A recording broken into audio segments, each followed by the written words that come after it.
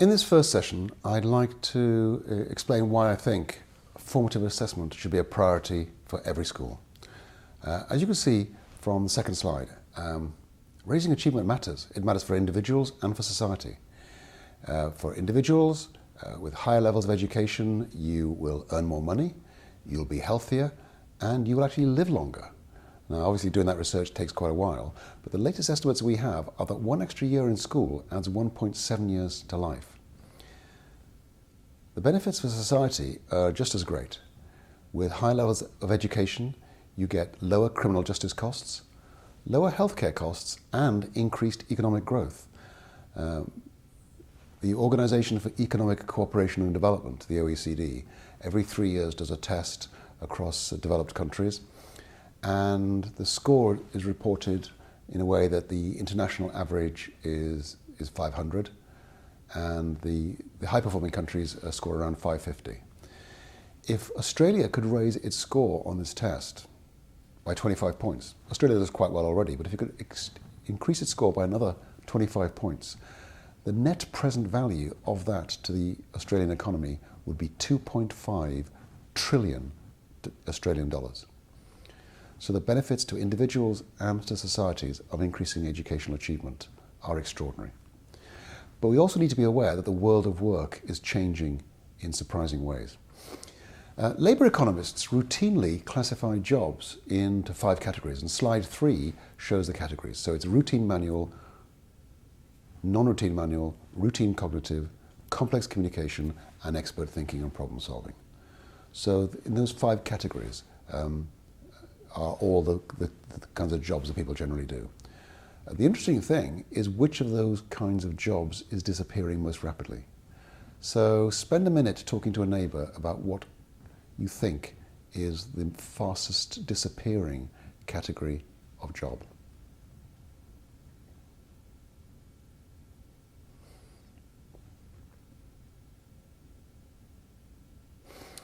Okay, well, most people, I certainly did, most people assumed that it must be routine manual jobs that are disappearing most rapidly. But as slide 4 shows, in fact, the fastest disappearing category of all is routine cognitive. It's routine cognitive jobs that are disappearing most rapidly because it's easier to automate cognitive jobs than it is to automate manual jobs. So for example, if you go into a bank to get a mortgage, it's only 25 years ago, the decision will be made by a human being. Today, it's made by an algorithm based on your credit score. Hotels don't employ accountants anymore. There is no need to have your bill made up. It's calculated automatically from all the postings that have been done at the point of sale. And yet, shelf stacking in supermarkets is still done by human beings because it turns out to be easier to automate cognitive tasks than manual tasks. And this is really quite an extraordinary concatenation of things that are happening right now. So, for example, of course, in most developed countries now, it's impossible to buy a hammer that wasn't made in China. So we know that some jobs have been outsourced.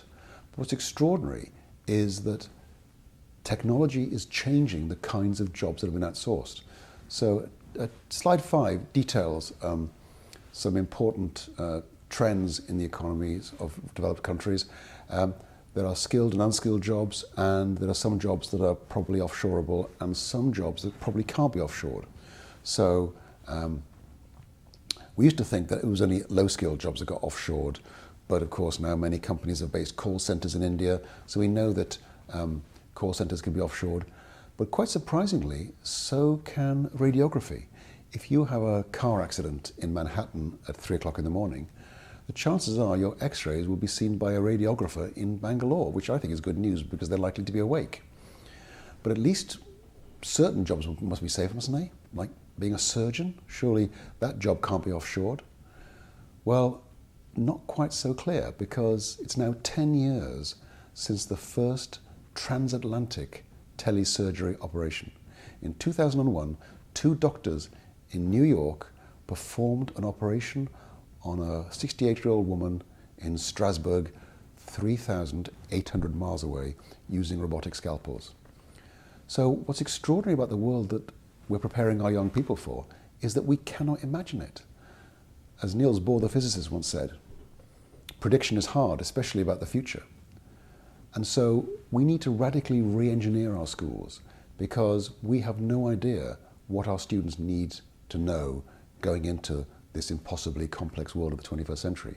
Seymour Papert said that there is only one 21st century skill, and this is shown on slide 6. And I'm not going to read the whole quote, but I think the important thing is the last sentence. We need to produce people who know how to act when they're faced with situations for which they were not specifically prepared. We're very good at preparing our kids for the things they've seen before. We are less good at preparing our kids for the things they've never seen before. And that's the challenge. Now, slide 7 details some of the things that politicians have tried to fix this problem.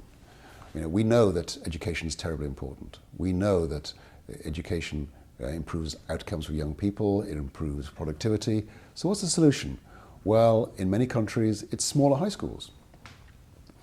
I live in New Jersey. Our state capital a few years ago got some money from the Gates Foundation to take its 3,000 student high school, and they divided that up into 6 500 student high schools in the same building. And they wondered why nothing had changed. Well, something had changed. Their administrative costs had gone through the roof because they'd appointed 6 new principals for each of these mini high schools and increased the salary of the previous principal because now she was looking after 6 baby principals. In the United Kingdom, we're going the other way. We're having executive head teachers taking over so-called failing schools, and there is no evidence that they're having any impact at all. Getting rid of middle schools is a popular move in America. In England, it's all through schools. And none of these things are exactly bad things to do, but the effects are small and they take your eye off the ball. One of the things we discovered in England, Tony Blair, when he was Prime Minister, announced that every single secondary school in England was going to get rebuilt. The project was called Building Schools for the Future. And what we found was that schools that were being rebuilt under this program actually had achievement going down because people were worrying more about the new building rather than what was going on inside the existing one. Keeping your eye on the ball in education is very difficult, and it's about the classroom. Curriculum reform is a very popular move. The Scots have just introduced a curriculum for excellence, which I assume is better than a curriculum for mediocrity. But the danger with focusing on curriculum is you think that once you've got the new curriculum, that's it. As far as I'm concerned, the curriculum is nothing more than the kickoff. It just puts the ball into play. What matters is not what's in the curriculum document that's agreed by states or by governments of national economies. What matters is how that gets translated into classroom practice. It's the lived daily experience of students in classrooms that determines the real curriculum, not what's in documents approved by governments. And in fact, I'm very clear in my own mind that a bad curriculum, well taught, is always a better experience than a great curriculum badly taught. So pedagogy trumps curriculum every time. In other countries, they've tried improving schools by changing the way schools are governed, so freeing schools from local district control is very popular in America. They're called charter schools. And the evidence is that charter schools in America have actually lowered student achievement. Some are much better than the schools they replace, but others are worse, and there are more of the worse ones than the better ones. An evaluation from Stanford University recently estimated that 17% of charter schools were better than the schools they were replacing, and 37% were worse. So the net effect of charter schools was to lower achievement. And technology. People have been promising me that computers are going to revolutionize our classrooms for the last 30 years, and I'm still waiting. And I do see some great lessons with technology, but I see far more where what really makes a lesson great is the teacher's imagination. So, of course, computers have a role to play, but they're not a panacea. And then finally, workforce reforms. And this is really quite surprising. An evaluation of the work of teachers' aides in England found that students who were given teachers' aides to help them actually did worse than when the teacher's aide wasn't allocated to that student. So these teachers' aides appear to lower the performance of the students they're intended to help. Why have people spent so much time wasting money and resources on things that haven't worked? It's because they've been focusing on the wrong level of analysis. They've been focusing on the schools, the structures, because those are easy things to get a hold of. But in fact, the only thing that matters in an education really is the quality of the teachers. Slide 8 summarizes this research. If we take a group of 50 teachers If you're lucky enough to be taught by the best teacher in that group of 50, you will learn in 6 months what students taught by the average teacher will take a year to learn. And if you're unlucky enough to be taught by the least effective teacher in that group of 50, that same learning will take you 2 years. The most effective teachers seem to generate learning in their students at something like 4 times the rate of the least effective. And furthermore, in the classrooms of the most effective teachers, students from disadvantaged backgrounds make just as much progress as students from advantaged backgrounds. Somehow, and it's not entirely clear how this happens, the best teachers completely overcome the disadvantages of social class and poverty.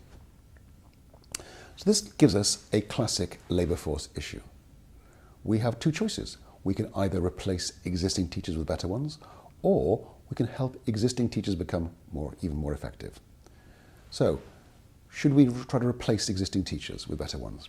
Well, let's look at the likely impact. If we could, say, deselect in the economic jargon, or fire the least effective 10% of teachers and replace them with average teachers, that would give us about an extra 2 points on this test of PISA, a very small increase.